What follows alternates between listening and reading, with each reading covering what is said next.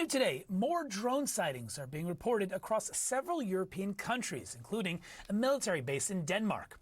Russian aircraft incursions into NATO airspace and a string of recent sightings of drones suspected to be Russian are having Europe on high alert.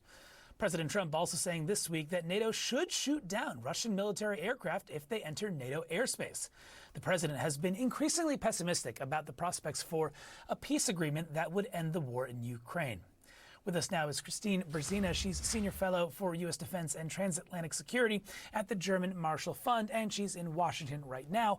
Thank you for joining us again after a really consequential week for Europe and the Russia-Ukraine war. Tell me, what do you make of today's possible drone incursions across Europe?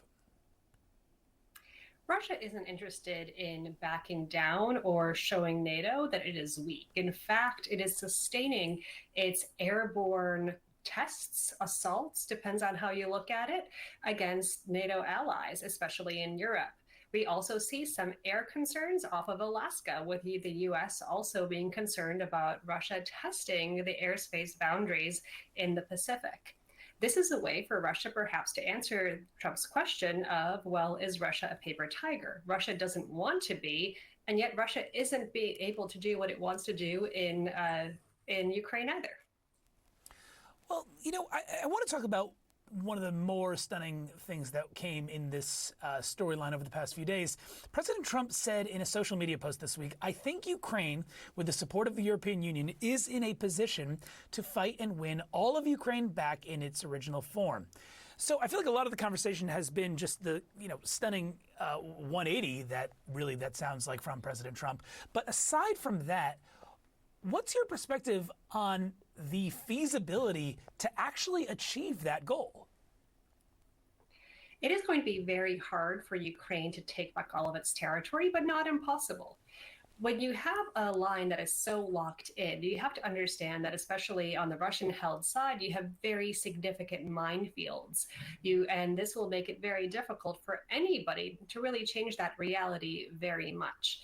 To have the kind of weaponry that would push the Russian troops out, it would take a lot more than what Ukraine has. And it also begs the question, well, what is the situation in Russia that would make it okay for all those Russian troops to pull back?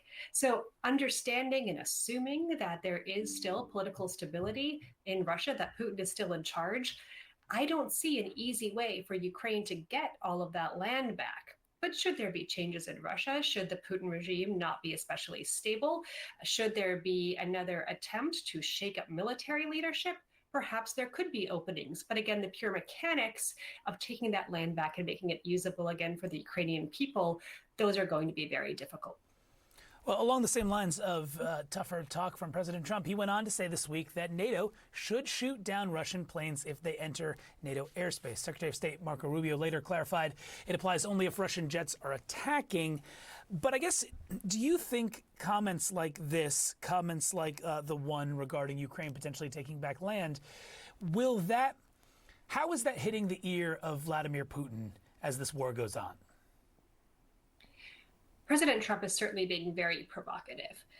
Trump was very friendly to Putin in Alaska, and now Trump has not gotten what he had wanted, which is a quick peace, and instead we're looking at a different strategy, which is the United States running out of patience and NATO running out of patience. And again, we could be coming into a situation where you see more military pressure being put on Russia. Russia doesn't want to seem like it can be a pushover. And so now we're getting more of this risky behavior in the air. If NATO shut down a plane, that would be a massive consideration. It would be something that would lead to very serious consequences. And any country that is willing to shoot down a Russian plane will want to know that the US has its back. And Trump saying in a press conference that sure, NATO can shoot them down, that isn't quite enough of having the US backing. And so I think what should be happening at the NATO level is a very clear process for determining how can NATO have a very robust response to these Russian air incursions, but also a careful one. And so no individual country or pilot is misunderstanding the backing that they might have against a Russian jet. Yeah, robust but careful. I mean, it illustrates the challenge and the delicate line that so many NATO countries are walking right now. All right, last thing I want to pick your brain about is this economic aspect, because the concept of buying oil and gas from Russia came up in many ways. He critiqued the many European countries for doing so, but also said he may have swayed Turkey's leader to stop buying Russian oil. From your perspective, is that going to be something that actually does put the finger on a pressure point for Putin, maybe even more so than, say, shooting down a drone?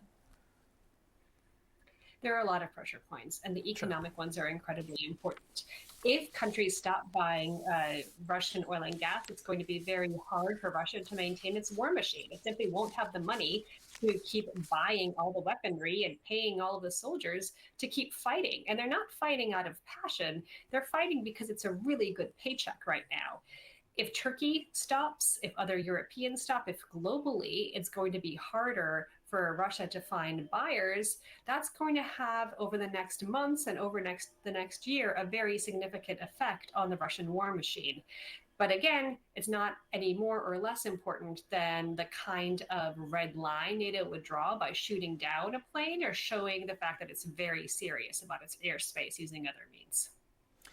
Kristine Berzina, thank you so much for breaking down a very, very important week, again, on a very, very important topic. Appreciate your time.